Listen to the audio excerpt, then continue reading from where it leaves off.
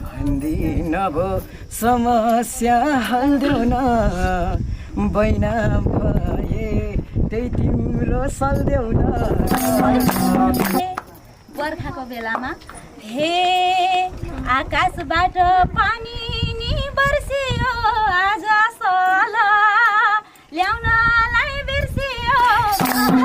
कहिले परुएनौ कि त तिमीले भन न साँच्चै सल पो धुएनौ।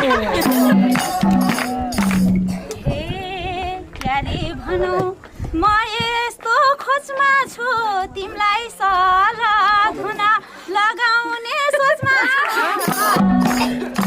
हे यस्तै रहेछ छोरीको करामा बेको कुरा आएको छ घरमा।